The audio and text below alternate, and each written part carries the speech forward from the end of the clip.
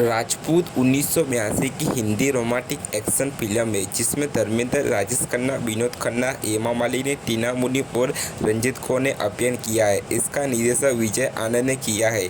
Film का पूरा होने में कई साल लग गए और देरी के बावजूद इसे समीक्षाओं द्वारा सराहा गया और रिलीज होने पर यह एक व्यवसाय हिट बन गई। भारत के बॉक्स ऑफिस के अनुसार यह 1982 की 9वीं सबसे ज़्यादा कमाई करने वाली फिल्म थी।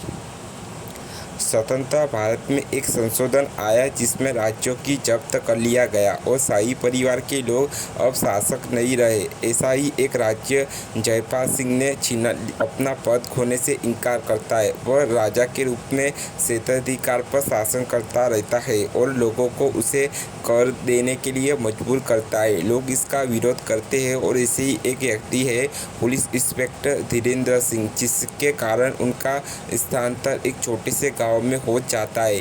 उसके माता पिता ने उसकी शादी जानकी से तय की थी, जो धीरेन्द्र के पिता के बचपन के दोस्त की बेटी है। हालांकि जानकी मनु प्रताप सिंह से प्यार करती है।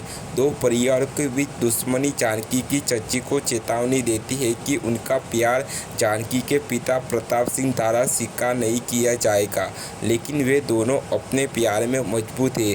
भाई भानु प्रताप एक अनाथ लड़की की कमली से प्यार करता है। सभी तब तक खुश थे जब तक राज जयपाल सिंह ने कमली के साथ बलात्कार नहीं किया था और वह गांव में भाग नहीं गया था। इस बीच जयपाल सिंह कहता है कि वह जानकी से शादी करना चाहता है, जिसमें उसके पिता नाराज हो जाते हैं क्योंकि वह एक किशोर लड़की का पिता है, भले ही वह एक राजा हो।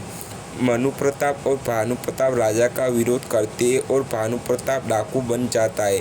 मनु प्रताप के पिता और जानकी के पिता दोनों ही उनके प्यार का कड़ा विरोध करते हैं।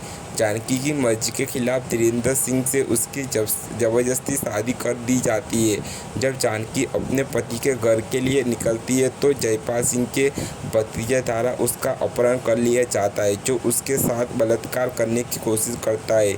हालांकि मनु प्रताप ने उसे गोली मार दी और वह जानकी पर गिर गया, जो घोड़े से गिरने के कारण बेहोश हो गया। धीरेन्द्र को गलतफहमी हुई कि जानकी के साथ बलात्कार हुआ है और वह उसे नहीं छुएगा। 2 महीने के बाद उसे पता चलता है कि जानकी गर्भवती है और उसे संदेह है कि यह बलात्कार का परिणाम है और वह उसे बच्चा को गर्भपात करने के लिए कहता है। लेकिन जानकी जानती है कि यह मनु प्रताप का बच्चा है और इसलिए उसने मना कर दिया और जोर देकर कहा कि वह धीरेन्द्र का जीवन छोड़ देगी। हालांकि धीरेन्द्र जानकी के प्रति अपने प्यार के कारण उसे बच्चे को जन्म देने की अनुमति देता है। जानकी एक बेटे को जन्म देती है और वो मनु प्रताप को इसके बारे में बताने के लिए जेल जाती है। हालांकि मनु प्रताप, जो धीरेन्द्र को एक अच्छा आदमी पता है, जानकी को अपने पति के साथ रहने और उससे भूल जाने की सलाह देता है। जानकी उसकी बात मानती है और धीरेन्द्र से उसके कारण हुआ सभी दुख के लिए माफ़ी मांगती है। धीरेन्द्र ने शुरू में बच्चे को देखने से इनकार कर दिया था, लेकिन उसके बच्चे को स्वीकार कर लिया और वादा किया कि वह बच्चे को अपने बच्चे के रूप में मानेगा। जयपाल सिंह अपनी बेटी जया को शिक्षा के लिए विदेश भेजता है ताकि वो उनसे सवाल ना कर सके। मनु प्रताप और भानु प्रताप के पिता को जयपाल सिंह ने मार डाला है और वह भानु प्रताप उससे बदला लेने की प्रतीक्षा कर रहा है। साल बीत गए और धीरेन्द्र सिंह अब पुलिस अधिकारी से वह देखता है कि कई डाकू इकट्ठे हो गए और उन्होंने कई इकलौते लूट लिया है। इसका मूल कारण जयपाल सिंह है, लेकिन उसके पास इसे साबित करने के लिए कोई सबूत नहीं है।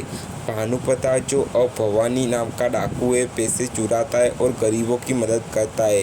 मनु प्रताप को जेल से रिहा कर दिया गया और वह धीरेन्द्र सिंह के घर में एक रात के लिए रुका। वह उसकी मुलाकात अपने बेटे से होती है, जो अपने पिता धीरेन्द्र से सेना करता है। हालांकि वह यह नहीं बता सकता कि वह कौन है, लेकिन यह बच्चे के प्रति स्नेही है। कमली अपनी बेटे के साथ गांव के बाहर अवैध जीवन जीती है। जयपाल सिंह की बेटी जया विदेश से लौटी। भानु प्रताप ने जयपाल सिंह से बदला लेने के लिए उसका अपहरण कर लिया था, जिसके एक बार अपनी प्रेमिका के साथ बलात्कार किया था।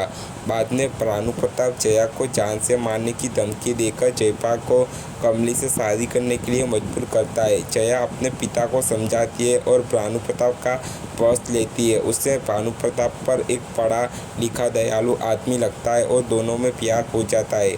भानु प्रताप को गलतफहमी होती है कि उसके पिता और भाई को एक डाकू भवानी में मार डाला है और वह उसे मारने के लिए निकल पड़ता है, बिना यह जाने कि भवानी उसका भाई भानु प्रताप है। धीरेन्द्र अपहरण के आरोप में भवानी को गिरफ्तार करने आता है, लेकिन जया स्वीकार करती है कि वह अपनी इच्छा से वहाँ है।